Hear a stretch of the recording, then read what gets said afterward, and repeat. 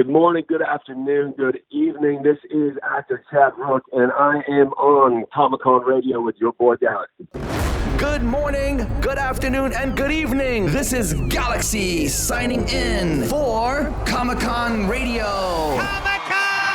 Coverage of pop culture events from around the globe. Amazing interviews with celebrities. Daily recaps and reviews of popular television. The Walking Dead. Z Nation. Van Helsing. DC Titans. Flash. The Legends of Tomorrow. Black Lightning. American Horror Story. The Green Arrow. Movie reviews. Everything Comic-Con and fandom from around the globe. Comic-Con Radio. Get ready to enter our universe. Let's go.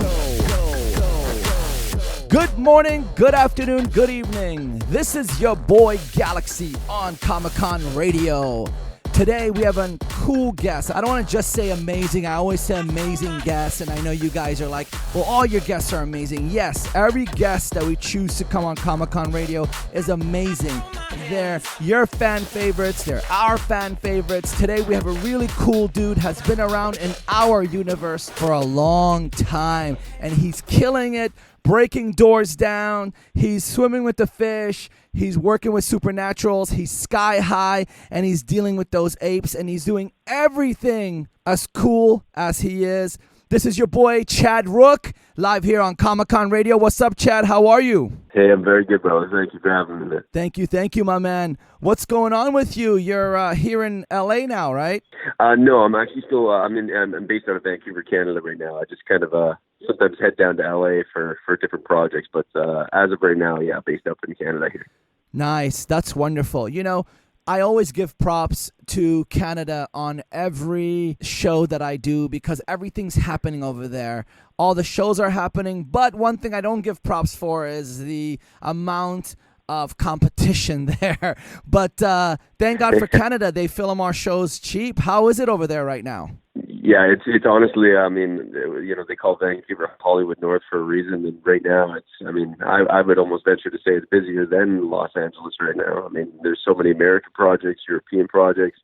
I mean, you get Netflix, Amazon, everybody building studios up here. It's very busy, so it's a very nice place to be as an actor. That's amazing. Now, you were born and raised in Canada? Yes, I am. I'm definitely Canadian, yeah. You know, there's so many Canadian stars now in all of our favorite shows. It's like you see their bio, Canada, Canada, Canada, Canada. It's really cool. And I think some U.S. actors are jealous of that right now. Well, I think it's always like you're kind of a new fish in the sea kind of thing when you're out of country and you're like, so if a Canadian goes down to L.A., it's like, oh wow, they're very rare. Or if an American comes up to here, it's the same type of thing. So it's always a back and forth competition. But as Canadians, unfortunately, we have to go through a little bit more hoop than some of the American actors in order to get those big roles and stuff. Unfortunately, you Americans like to take care of your own, so that goes with the production as well. You know, Americans, we're all just doing what we got to do, right? Sure, exactly. Yeah. Canada, America, I think we're all the same, man. We're one. And, the only thing why I say Canada and U.S. and all that, because we get a lot of fans saying, oh, that's a Canadian actor. I say, we're all American. We're all in North America or whatever we want to call this side of the planet. Yeah, and it's kind of funny because a lot of people are like, we're all kind of the same. But if you do look at the bigger aspect, it's kind of funny because Americans will never say that they're the exact same as Canadians, and Canadians will never say, oh no, we're totally different than Americans. This is kind of funny, even though the similarities are definitely clear. Yeah, Americans won't say they're Canadian. Canadians won't say they're American, especially now with what's going on. Canadians are like, thank God we're Canadian. Yeah. I mean, we're always thank God we're Canada when we have you guys to watch on our news. That's all good, man. All good. So your career's been, almost 2 decades, brother. 2 decades of seeing Chad Rook. You got some big fans, man. When our producer said they reached out to you and you were gracious enough to reply back and you made it so easy for them, I was like, this dude is the coolest dude in the world. Because usually we got to go through 50 agents and 100 PR people to get somebody on the show. And it's like, no, I totally understand. We got like 100 people on rotation, and then one drops in. They're like, okay, scheduled. But you're very kind, very nice of you. Thank you so much. I know you started in modeling. How did that go about? Well, I was just basically an aspiring actor. I was just in the wrong place. Where I was raised, there was absolutely no acting industry whatsoever. And however, there was a small modeling community, and I kind of got into that to try to get into acting. And eventually, I ended up doing modeling for a while for different, campaigns. I moved down to Florida for a period of time, did all that kind of stuff, and then it actually did lead me to some contacts into the acting industry. And very shortly after, I had to relocate to Vancouver. And yeah, you're correct. It's 19 years, going on 20 years now. It's pretty crazy. Thank you for making me feel so young. You don't even seem that old, dude. You seem like you're like 25 years old. I swear, you don't age. You got that face, dude, that does not age. It's really funny, man, because that's what I do. Normally on my shows, I play these mid-20-year-old guys and stuff. And when I tell people I've been acting for 19 years, they think I started when I was 5 or something. But I actually started right out of high school, man. Unfortunately, like I said, I was in the wrong place where I didn't have the ability to do child acting. And so I had to wait until I could kind of venture on my own to do that. So, did you want to be an actor since you were a little kid? Yeah, I used to actually want to be a Disney artist, like a cartoonist. I used to do animations and stuff, and that's actually kind of how I even raised money to move to Vancouver. I used to draw people's characters in shopping malls. But what happened is I didn't have too great of a time in high school. There was a lot of bullying going on and stuff like that. But it kind of all went away. When you're on stage playing a character and stuff, all that bullying crap stopped, and I felt like, I could be me, but not me, and everything was good. And it really kind of, gave me that acting bug at a young age. And as soon as I could move out, I was after it. That's really cool to hear. A lot of people are surprised to know that actors have other abilities too, like drawing or doing other creative things, because I feel as an actor, you can do so many different things. You're an artist, you're a director, you produce, you act. All that just shows how creative you are, man. Well, it's kind of just like if you get to where you are, where you have your own show kind of thing, or where I am, where, you're on various shows and all that kind of stuff, you've obviously put the time and effort into becoming, a bigger persona in your craft than a lot of other people have, because, we know that work goes in. But being more and more in this industry, I think you have to stay creative and you have to find new ways to be creative. Otherwise, you kind of fizzle out. So people that have longevity in this industry, entertainment in general, I believe that they need that creative bug and to constantly be creating and learning new things. And that's why a lot of actors end up going to directing and producing and writing and all those kind of things, or doing side things, or like yourself, once you have built up a radio show and you've been doing it for a long time and you have life experiences, then you can go on authorship and bookings and books and all that kind of stuff. So it's kind of a world that forces you to be creative. Absolutely. You're so right. What do you think about voice acting? It's funny you say that. A lot of people, my agent's been getting on me to do voice acting for a long time. And I'm actually putting my reel together and starting voice acting this year, actually.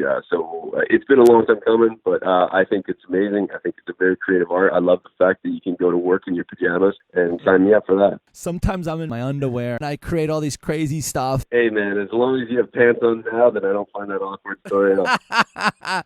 Unfortunately, in this studio, I have to have pants because there's like 10, 15 people working here, and they won't like me pantsless here. They're going to get jealous, So.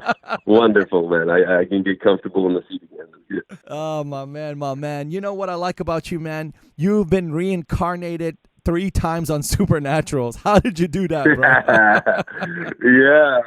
So, man, I figure it's one of two things. Either the producers love me or they love to see me die. I don't know what it is, but it's one of those two. They either love you or love to see you die. That's something we have to ask them. I mean, I know the crew. I mean, obviously, I know the producers and even, some of the writers and all that kind of stuff. But, yeah, man, I mean, they're all such a good crew. And I think they actually, and a lot of Supernatural people don't know this, fans and stuff, is that if an actor is cast in a role, they have to wait 2 seasons, and then after 2 seasons, Supernatural will audition them again and for different roles.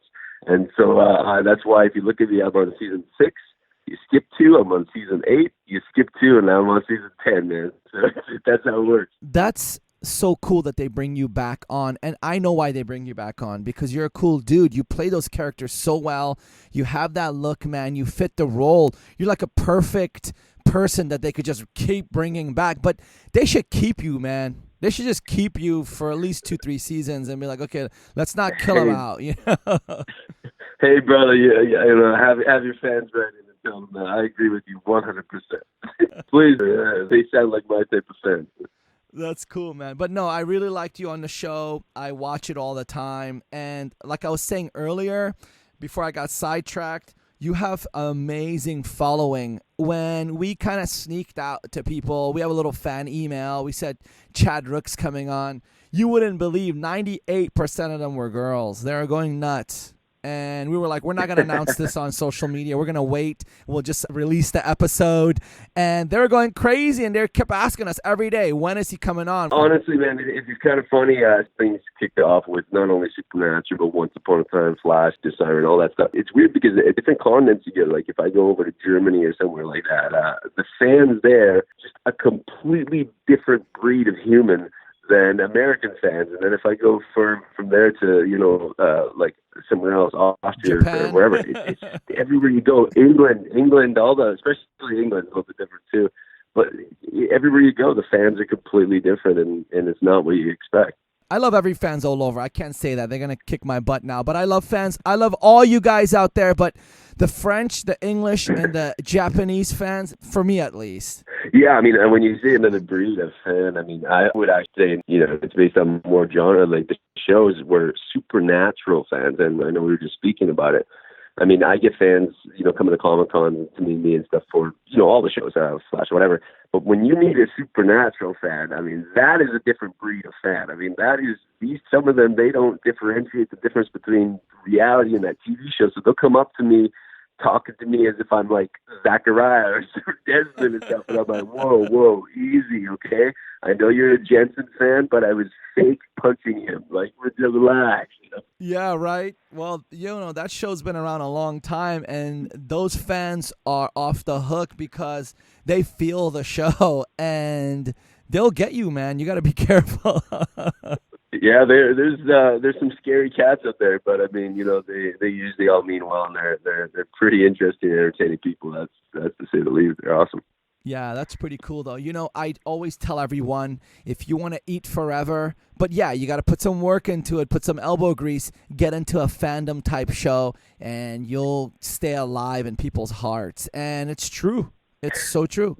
Yeah, it's very true, and I mean, it's unfortunate for a lot of actors because, I mean, the Comic-Con game now is just so big, and I remember, years and years ago before Flash and all that, I used to go to Comic-Cons to meet actors and stuff because I was a fan as well, and then, something like Flash hits, and then all of a sudden, flash forward a year later, I'm normally lining up to meet people like Norman Reedus, and now I'm hanging out with him in the green room. I mean, it literally is. It takes one of those genre-based shows in one role to kickstart a lot of things for actors. That's for sure. Yeah, it's really amazing. But you've been on quite a bit of cool shows. You were featured in the first season of Flash, and then again in season 5. It's kind of cool, man.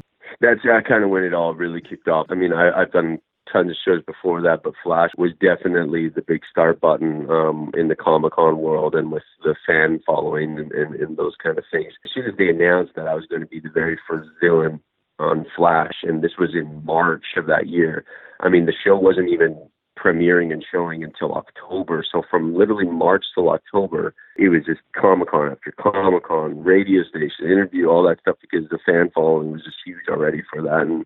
And like I said, when you land a role or, a show like that, things change pretty quick. Well, Flash was destined for greatness because Arrow already opened the door, and then they had you in the first season, and, you're already a veteran actor. And I think it was just the right formula, man. Yeah, absolutely. And then you have, you know, Nutter, who's apparently like the Pilot King director. They had all their lined up. And I mean, like I said, it already had such a huge fan following. I mean, how do you go wrong with superheroes on TV that you don't even have to build up a fan base? Yeah, you know, Greg Berlanti, he has it on lockdown, all these DC shows. So he knows what's up. He knows what he's doing. Exactly. Yeah, and you've played in a couple of great movies like The Planet of the Apes. How was that? People didn't even recognize you. I heard on that. I recognize you, but a lot of people didn't even recognize you, man. Well, yeah, because normally I have long hair and stuff, and it was a military film, so I had to shave my head, and I had a big, huge. I play a character named Boyle, so I have this. It's my nickname because I have this big scar on my face. So a lot of people, I had to do a double take when I was on there. But what kind of experience was it? I mean, I was raised with Planet of the Apes. I mean, with my uncles and stuff, the old Charlton Heston stuff. We used to watch that, and to find out that I was going to be filming for 4 months alongside Woody Harrelson in the new Planet of the Apes movie was as a villain is pretty badass feeling, to say the least. That was badass, and I love Charlton Heston. I'm a big memorabilia collector, and I have his Ten Commandments poster signed by him, and it's like human size. So yeah, that's a. If you saw my office, man, just like you, I collect all the autographs and memorabilia. So I'm a little jealous now that you have that on your wall and I don't. Hey man, when you come out to our new studio in Hollywood one of these days, we'll go ahead and maybe like throw one your way and be like, "Here you go, brother." Put it in your office. Awesome, man. All right.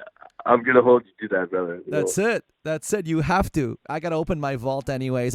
All these fans always ask, hey, can you give something away? I'm like, it has to be a meaningful giveaway. That'll be meaningful right there. I think it'll be really cool. Absolutely. Do you think when you went on Sirens, things changed a little bit for you as well? Yes, Siren was kind of a weird kind of run and show because when I was originally cast, it was only supposed to be one episode. They had a whole different storyline, and then basically Chris, my character, after the just still alive, by the way, everyone. He's still alive, so that's right. Which is great because they usually kill me off very quickly. But when I first got the show, it was a different thing. So when it kind of took off and the pilot took off, and then they built this huge arc for Chris and stuff. You're kind of surprised at how the fan following builds along with the show itself, and the show just kept getting more and more popular, and then all of a sudden it hit Europe, and that's popular. Now we got season 2, so it just continues to grow. It's an amazing show. I love that show. When our producers said we're gonna start covering that show, I was like, yay, because there's a lot of radio networks and podcasts that only cover one show, and that's all they live on, which is amazing. But we cover like 40 different stuff because we're all about everything. And Comic-Con is not just, the superhero stuff anymore. It's like everything, vampire stuff and zombie stuff and this, and it's everything in the genre, and it's all mixed up. But when I saw Siren and I saw your role in it, I was like, hey, that's a familiar face, and we liked it and we covered it, and you did great the entire season, man. Great. Thank you, man. Thank you. I really appreciate it. I mean, it was a really Siren is a pretty rare show because often when you go on these sets and stuff, the cast kind of just come there, they do their thing, and then they leave, and they all live separate lives. But Siren, it legitimately is like a family-based show. Like, I mean, on and off set, we all hang out. We go to places, our houses. We have parties together. We're legitimately friends and very close family, almost, based situation. And so when you go on set, you just have so much more fun, and everyone has this camaraderie that's usually not there, man. So to be on a show like that is quite amazing, and to see that it's actually successful and keeps on going, I mean, we're all pretty excited, to say the least. Yeah, and it's filmed at a really beautiful location also. It's really pretty, and I think being there really affects the acting as well. Absolutely. I mean, Vancouver is like one of the most beautiful cities in the world, and when it's the summer and when we're filming out there, it's just all the islands and water, and it's a surreal setting that you wouldn't be able to get down in places like LA or New York or the normal film locations. So we're pretty lucky, and it's just like anything. You wake up and the sunshine is there, you feel a lot better than if it's raining. So when you have surroundings like that, man, it's just such a nicer, feeling and vibe and place to work. Absolutely. You think your character might make an appearance back? Well, I know what the answer to that is. Like I said, man, all I can say is that season 2 is going to have a lot of surprises, even for us as the actors and stuff, as we're finding out what's going on and what the writers are coming up with. There's a lot of things that I think is coming down the way for people that they're not going to expect. Some things that they probably will expect. But needless to say, man, I'm still breathing, man. Chris is still out there. Let's just say that for now, right? Yeah, because he just left. I know he was going through all that crazy stuff. You know, some fans say that he might turn into a mermaid. Go Yeah, ahead. I mean, like I said, Tell us, a lot brother. of things. Tell us. It was even, yeah, even for us as actors, when we get those scripts. I mean, when I first got it, it was a little bit weird to me, to be honest with you, because and some of the actors too, and even one of the producers, we kind of all fought with the other writers and kind of talked about it because they had this huge arc for Chris where he was in locked up in season 1, and then they do so much to try to get him out, and then he escapes with Donna, and then there's him and Donna thing, and then he almost dies, and then he gets better, and then he goes out on this big hunt with them. So he has a huge arc in season 1, and then all of a sudden the mermaid action stuff happens, and then he's just like, okay guys, I'm going to leave town. And so it was just such a weird, huge build up and arc to a character, just all of a sudden have him just be like, okay, sorry guys, I can't do this anymore, I'm done. And so I had a big issue with that, and I thought a lot of the fans were going to have issues. One of the producers, and they fought with me, and they kind of left it a little bit open ended. But it was a weird send off.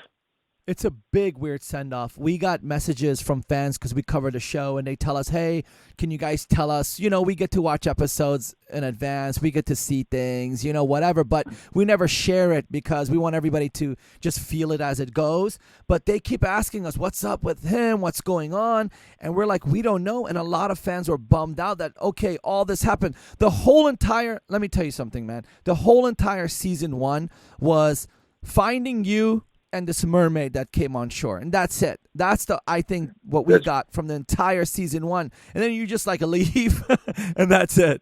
That's right. Absolutely. It's like it was kind of a weird season. I mean, the whole season was about Donna being captured and stuff, and then they finally this huge arc, and they follow her, and then she's gone, and then Chris he gets captured, and they try to find him, the big escaping arc, and he's gone. It was just like, did you guys run out of idea? I don't know what's going on here. What's happening? Yeah, man. And season 2 started off with all these pretty mermaids coming on shore, and it's becoming a model type of look show, which I hope it doesn't go that route. And I understand mermaids are beautiful, but I think they should bring that storyline arc back with you coming back and something happening with you. You're a director, man. You're a writer, so you probably can kind of see everything in your mind of how it should go. Yeah, I mean, I think it kind of goes with all the actors on set. I mean, we always, talk amongst ourselves about, what we think, would be a really good storyline. But that's because we're fans of the show ourselves, right? So we have our own thoughts and processes. But, I mean, the writers, they're amazing. I mean, Siren, the producers, everyone like that. I mean, like I said, the show is becoming a success for a reason. But again, they're leaving a lot of things so open-ended, and it's hard for us to even know what route they're going to be taking people. But again, yeah, I too like the dark vibe that season 1 kind of gave, especially when we were on the boat and attacking by the mermaids and stuff. I like the grittiness, the darkness, and I really do hope that the show doesn't go that teeny bopper, hey, everyone's gorgeous CW kind of vibe. I hope it stays a little bit more clear of that and becomes a little bit more still, a little bit more grungy look. Absolutely, brother. You just took the words right out of my mouth. If that stays that route, it'll be amazing. This show will go on, and I hope it stays that dark route because it's mermaids. They live in the ocean. They're killing. It's like, let's keep it like that. We never know. Yeah, right? and I think Siren, like I said, it has that edge that normally you don't get too much on CW shows. And, when Rin kills the guy in first season right off the bat and there's blood and guts, that is not something you would expect to see on a freeform mermaid show. People are thinking freeform Disney. I feel like it's mermaids. It's going to be, a little bit of Little Mermaid type stuff. But then the blood and guts come and you're like, what is this? And I love that shock value and that people weren't expecting that. That's rad, man. That's rad, and I like how you think alike, just like the fans, and that's why you've been around 2 decades, because you're a fan and you think like them, and you probably put that energy into every role because you're probably like, what is the fans thinking? Because everything right now is controlled by the fans. Everything. That's exactly it, man. When you're a fan of yourself, you get a little bit more excited, you get more into the role, you get, you start building those backstories and stuff like a fan would, and it definitely is portrayed in a lot of the roles, especially the sci-fi or fantasy type superhero things. Those are the types of characters they get really fun, especially, like I said, when you're a fan. That's so cool, man. That's cool to hear. I know you have tons of projects coming up. What's a cool project coming up that we don't know about yet that you can share? Yeah, man. I literally just this week finished wrapping on AMC's show called The Terror, and it's a period piece. And so Ridley Scott is producing it, and it's now season 2, and I got to work opposite of George Takei in there. It's for all you Star Trek fans and stuff, and it was just really cool, man. It was a period piece. Like I said, I played this really badass character that I was really into and really had a lot of fun with, and so that'll be coming on later this year. And currently, other than other stuff that I might not be able to mention right now, I'm working on a new Netflix series called Virgin River. And it's based on the book, the best-selling novels, Virgin River, and so there's going to be a lot of fans out there that are. It's a little bit more on the Hallmarky side storyline, so moms and grandmas are going to absolutely love it. But those are two projects that I'm pretty excited and working on right now. Well, Virgin River was a big hit. It's written by Robin Carr, and it was like amazing, and it's done amazing. And for you to do that, and I think it's going to be great. And whatever role you play on that, I think it'll be really amazing. And just to go back on what we were talking about earlier, for the fans out there, if they don't know, Freeform is the new ABC Family. So, just to let them know, because a lot of people don't know what Freeform is, and, I just like to always bring that up, No, I appreciate it. Yeah, it is a newer based division of them. But yes, you're right. Yeah, you're absolutely correct. That is the new ABC. And they're owned by the Big Daddy Disney. So they are. That's why I said, that's when people find out. They're like, oh, it's a Disney mermaid series for Siren. And I'm like, yeah, but you might want to watch if your kids are going to want to watch that one. No, it's an amazing show. And I love that you're going to be doing, Virgin River and, working with some cool people. Do you know when it's going to come out, or? I believe it comes out later this year. I would imagine the fall. We haven't been given an exact release date as of yet, but we are filming, and we're almost actually done the first season of filming here shortly. So we've been going at it for a while, so I would imagine in the fall sometime. I can't see it going past that. So I got to ask you, you're a director, you're a writer, you're an artist. When you're on set sometimes and you're working on a project, does it get you frustrated sometimes that you're like, oh my God, if I do this or if we do this, this would be so much better? Do you ever get frustrated, or you're like, whatever, I'm just going to sit in the chair and let them direct me whichever way? Yeah. I never used to until I really started directing myself. And then that's where I started looking at the creative aspect a little bit more as an actor as well. So, yeah, and I think it's more so when I'm on a set that I'm really invested in. If it's a character that I absolutely love, or a show and storyline like Siren, for example, that I'm really, invested in, then my creative juices start, getting the best of me a little bit more, where I take the character more personally. So I feel that I should have a say in a lot of the things that are said and done towards that character. And then, like I said, Siren's a perfect example of, where I had to speak up for my character in one situation, because it meant a lot to me. That's amazing that you speak up. And I know a lot of actors don't speak up because they're like walking on eggshells. And what a lot of people don't know out there is that the showrunners like run everything, and people are always scared around the showrunners. But, it's great to have that side that you come from. And, when I see you, man, I see someone edgy, cool, and knows what's up. And I think they should listen to you more. No, well, thank you, man. And like I said, I wish that actors did have a little bit more say. I mean, you do have to kind of be picky and choosy as to which set, you have the ability to be able to go with producers and stuff. And like I said, Siren's a rarity, how, the relationship between cast and crew and producers is. So you feel comfortable doing that. But, there's some shows that I've been on in the past that were just, and I'll just be honest with you, man, they were absolutely nightmare productions to be on. And it was just like what you said. It was walking on eggshells every day, where you didn't have a say, and the creativity within the actors was completely taken away. And it really started to feel like a job. And that's not what acting to me should be. Yeah, of course, man, because you're a creative person. You work on that side of the brain. You always have to create and feel good. And the better you feel, the better you show to the world out there because you're going based on emotion. And if your emotions are tight, man, it sucks. And you know what the worst thing about that is? People will look at you and be like, oh, well, he didn't do good in that role. Yeah, and I believe that it just basically comes down to I like working with directors and stuff who, if you hire an actor, that's basically saying you trust them with the role. So I like working with directors who understand that and be like, you know what, I'm the director. I'll direct what happens in the scene and what you should do. But you're the actor. We cast you as that character because of what you thought the character is. So we should be able to trust you to do what that character would do. And you give it, allow the actors to have more creativity with it. And unfortunately, like I said, some productions are just not like that. Well, that's sad to hear. And I hope that you keep coming up with some cool roles. What's a favorite role for you that you would like right now? I always say a lot of people always ask me that, and I would say like a role that of a real life character. Someone like Kurt Cobain from Nirvana, for example. If they did a movie based on him, I would love to play something like that. And I'm actually learning guitar lessons right now, man. So maybe it's a possibility. Eh? Hey, you can draw, you can write, you can direct. What's a guitar? What's a guitar? Right. But right. I think you would do good, man. I think you would be perfect for that role.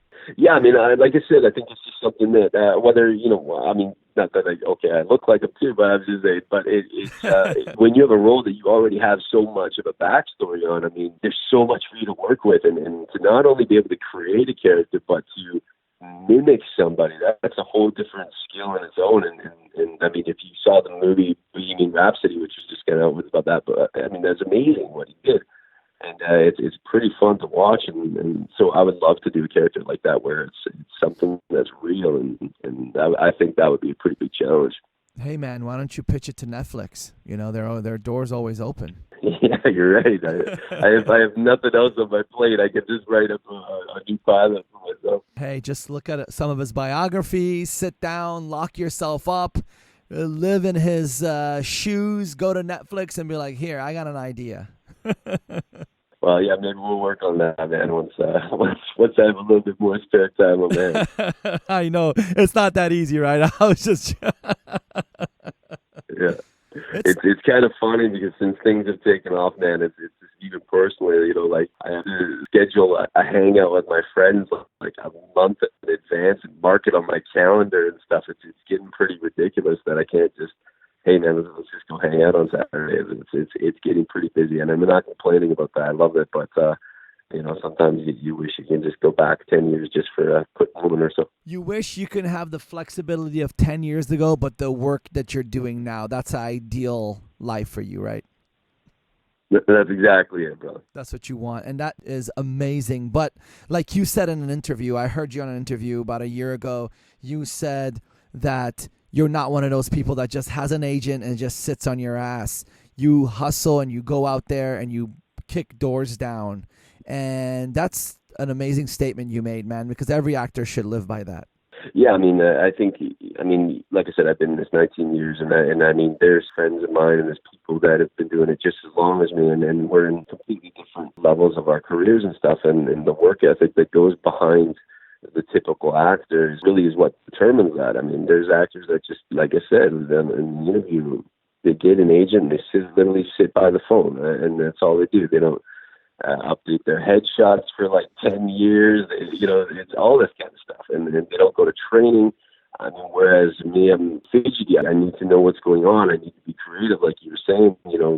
That's why you and I are type of people. We jump from one avenue to the next, writing, acting, directing, because we need to constantly be doing something, feeling those juices. Otherwise, I'm telling you, man, I'll go fucking nuts. Absolutely, man. I got an invitation a while back, and you were part of this like 4-week or 3-week acting course. I was like, that's really cool, man, that you're sharing your thoughts and ideas. Yeah, it's always been something of mine where, I was always interested in teaching acting, but I never really had the experience to kind of back it up a little bit. And then as the years go by, you learn so much from being on set and experiences in the audition rooms and all that kind of stuff. And I figured that, if I had a class like what I'm teaching now, back when I started, I could have probably shaved a good 5-6 years off of all the embarrassment years that, all of us actors go through. You're absolutely right, man. And that's cool that you're doing that and you're helping. And the great thing is that you have been through many different roles. You've played roles that are so different, from a military person to a supernatural type of role to a supervillain to this and that. And that should really show people, your diversity. And now that you're in Virgin River, which is a totally different thing from all these stuff, that's really adding. And Siren, of course, you play that role. It's just diversity after diversity after diversity. And do you think that you're going to keep doing those kind of workshops and keep helping people and wanting to teach more? Yeah, I agree, man. I mean, like I said, it's an ongoing thing right now. I actually, this coming Sunday, I'm starting a new class, and like I said, I like sharing, and it's actually a very rewarding thing to see week after week actors advancing and becoming better at their craft. And when I find out that some of my students that I thought have been cast in roles that I would be going for, man, it's crazy how excited I get for them and stuff that, maybe, I had something, to help them out with that. It's a little piece of that, and it almost feels like I was cast along with them. I mean, it's really cool when you can see people go from one stage to the next, and then all of a sudden they're on set living their goals, That's words from a true artist. Musicians that are amazing say, when I play for people, I want people to hear and feel my music. And people like yourself, you're like, hey, I taught this person something. This is a role I would have went for, and they got it, and I'm happy for them. And I feel like I'm right there next to them. That's an amazing thing, bro. Not a lot of people can say that. Yeah, I mean, I find in this industry, there's a lot of, I guess you'd say, false happiness for other people. False, like, oh, I'm so happy for you. But there's always that sense of competition, and are they really happy for you? They're saying it, but this is one of those legitimate things where you really do feel happy for someone, and there's no hidden agendas or anything. You're just like, wow, it's cool to be able to watch someone, like I said, go from stage to stage to stage, and then all of a sudden they're at the top. And that's an amazing feeling. And then they'll be like, this is the dude that helped me, and he really made a difference. And it feels good, man, because if they once work with you on a set, they're going to be like, that's my master. I would love to be. That would be really cool to be able to work with them on set too. I don't know. It's just one of those things, man. It's a different avenue that I never thought I was going to take. To be honest, when we started, I never would have even thought about teaching. But it's just like directing, and once I caught the bug, it's another creative avenue that we can use when we're not on set, and it's fun, man. So you get to work with people, you get to meet new people, and build up your little base of acting community. That's really cool. I was chatting with Yul Vasquez a few weeks ago, and that guy is a versatile artist just like you. He's a director, he's a writer, he's a painter, he was an award-winning musician, and he's an actor. And that reminds me of you, man, but on a different level, because you like to teach, but almost similar. And he's like, if I don't keep creating, I don't know what I'm going to do with myself. No, yeah, and like I said, I could just reference you as well, man. You're saying you not only do the show and stuff, but you write and other avenues, and it's the same thing, man. It's just everyone that I think has longevity in this industry, whether it's acting or radio or fashion or anything like that. If you have longevity, there's a reason why you've lasted in the game and why you continue to build your resume and get bigger and bigger, because you're not someone that sits on their ass every day waiting for a phone call. You're making those phone calls. You're hustling, you're bustling, and sooner or later, those names that you've been calling are now calling you because you have become the name. So, what's one advice you can give for new actors other than kicking doors down? Because I know that if they don't kick doors down, there are going to be no one. What's one main advice that you can give? The biggest thing right now is to make your own work. Not only do the avenues, the basic things, get an agent, all those kind of stuff, but there's so many avenues like Netflix and Amazon and online and YouTube and all those things where you can not only make money, but I mean, I'm talking make a career out of it and build up a fan base and resume and stuff. And you have to create your own stuff. You can't wait for people to phone you with their stuff.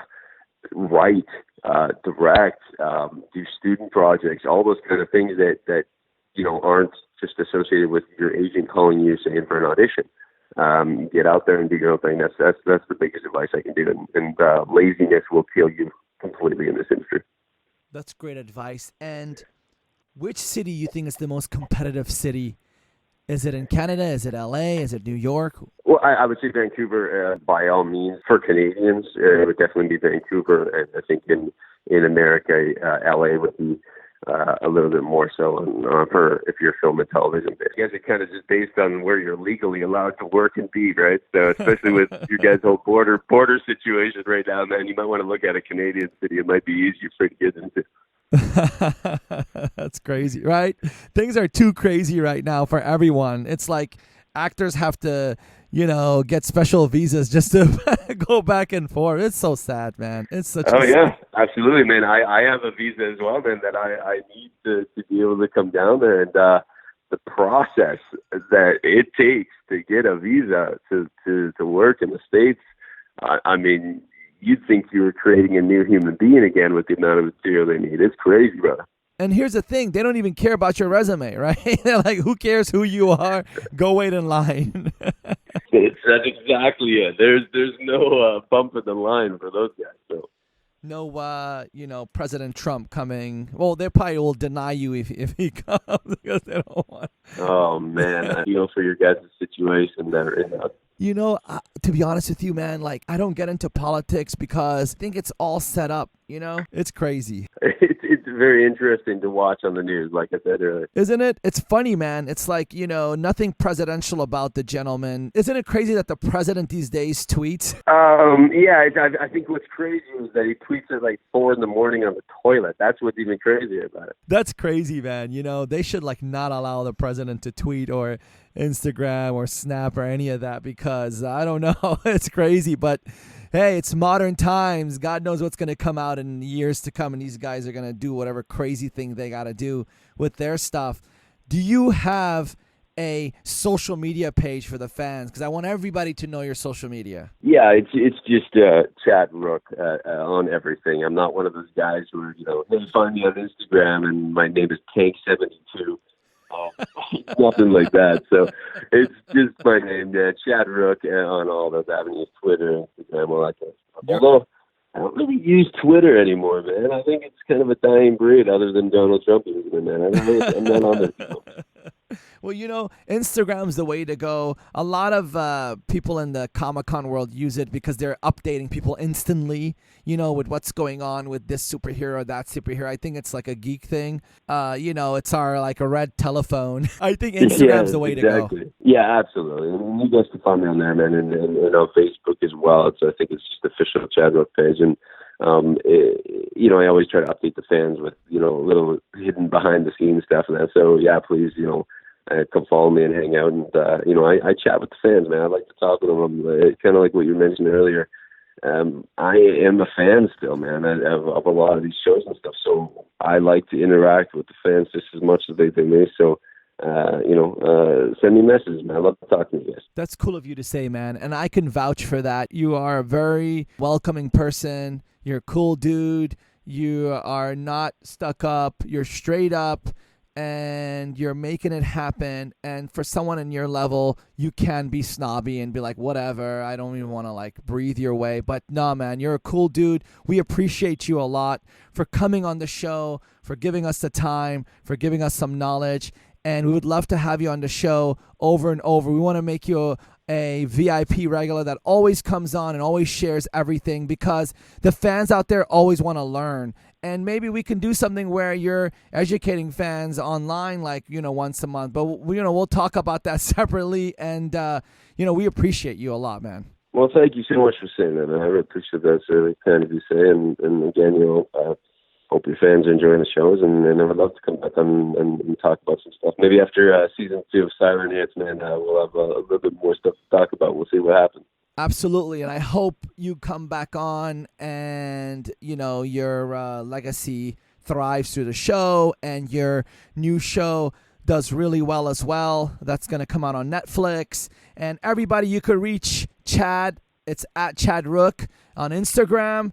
He's a cool dude. Thank you so much, Chad. So now, is there anything you want to say to fans before we sign out? Just enjoy the shows, guys. I mean, like I said, there's so much content out there and stuff like that, but just realize there's just so much work being put into these shows and stuff. So, take it easy on those critic reviews out there, man. I think people are getting a little bit too offended too easy out there, and just let's live a little. Let's not be so offended by things that we don't even know we're being offended by.